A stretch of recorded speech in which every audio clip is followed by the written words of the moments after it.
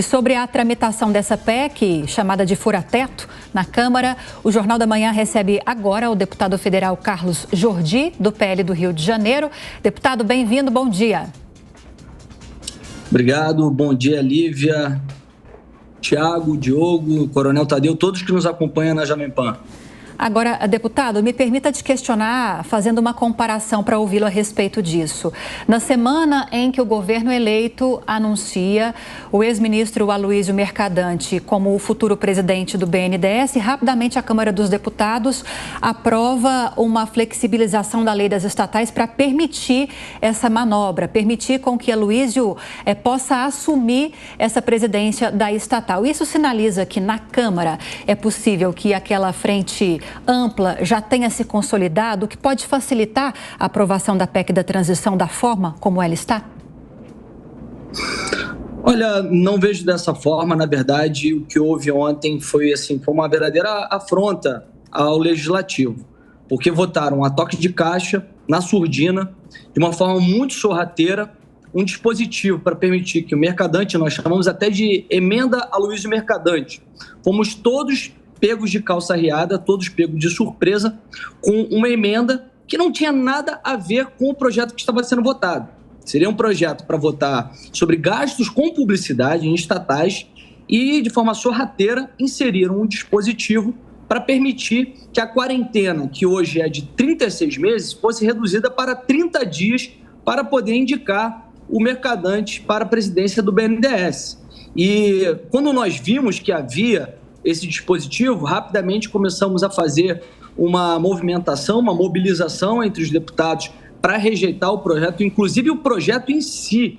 Mas muitos não perceberam, muitos até não estavam no plenário, muitos não estavam tendo atenção ao que estava sendo votado, simplesmente enfiaram goela abaixo. Então, alguns dos nossos deputados rejeitaram o projeto e quando houve o destaque, foi uma diferença de 100 votos, de 223 a 123 votos, e que muitos, como eu disse, sequer sabiam que estariam votando isso. Inclusive, a própria emenda tinha a orientação do nosso partido para votar favoravelmente. E quando nós percebemos que tinha essa pegadinha, nós mobilizamos os deputados, conseguimos reverter alguns votos, mas, infelizmente, foi aprovado. E, como eu disse, foi de uma forma muito sorrateira. Não houve tempo para conseguirmos mostrar para os deputados o que era aquilo que estava sendo votado. E isso mostra aí como é que vai ser o compromisso desse possível governo eleito com o Congresso Nacional, querendo fazer com que medidas possam passar dessa forma, afrontando o próprio Congresso Nacional e até mesmo com a conivência de alguns deputados, que infelizmente foi o que aconteceu ontem. Agora, deputado, seguimos para as perguntas dos nossos comentaristas, começando com a do também deputado Coronel Tadeu.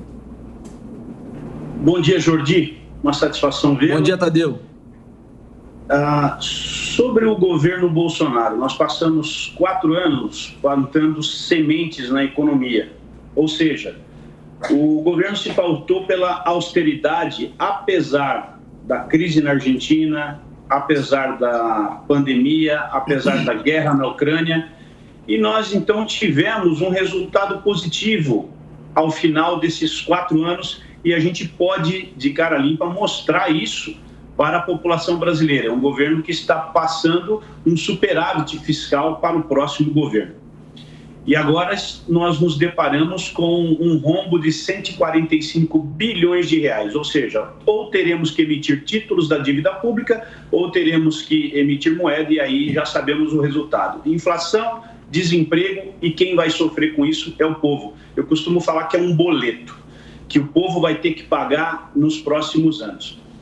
A minha pergunta para você, precisamos de 206 votos para recusar essa PEC.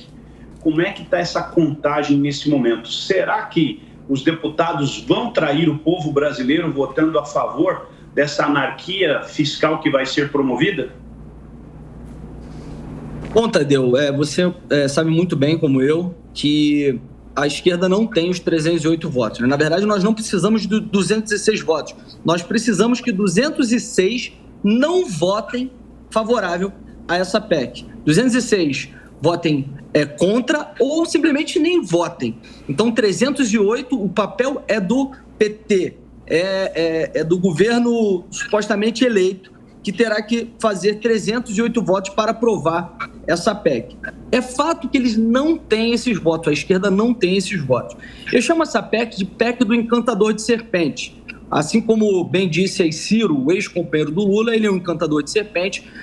Quem sabe, todo mundo sabe como é um encantador de serpente, ele tem uma flauta, e ele toca a sua flauta indicando para onde que a cobra deve ir, para um lado, para o outro, e ele está encantando serpente. Ele encanta a grande mídia, a opinião pública, dizendo que essa é uma PEC para garantir os benefícios sociais, blá, blá, blá.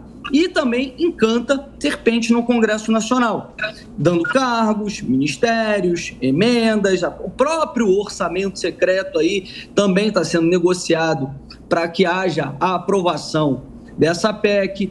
E assim, nós queremos ver quem serão os encantados, quem aceitará ser encantado pelo canto do encantador de serpente. Hoje nós temos certeza que não há esse número de votos, mas muita coisa vai depender de como será o comportamento de Lula e da sua equipe de transição com os pedidos que estão sendo feitos por alguns partidos que pedem ministérios, porque o jogo já foi acertado no Senado. Lá é mais fácil, lá são 81 senadores, conseguiram lá articular com alguns senadores alguns desses pedidos, e na Câmara isso já está acontecendo.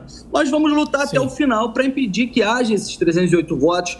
A pressão popular é essencial para fazer com que deputados não votem favoravelmente a uma PEC como essa, que não é simplesmente uma questão de garantir benefícios, porque se fosse essa boa intenção realmente do PT, o presidente Bolsonaro já tinha reservado 105 bilhões para garantir o Auxílio Brasil de R$ 405. Se são 105 reais de 405, seriam necessários 52 bilhões para garantir o complemento, inclusive os penduricalhos, que seriam os 150 reais para crianças até 6 anos.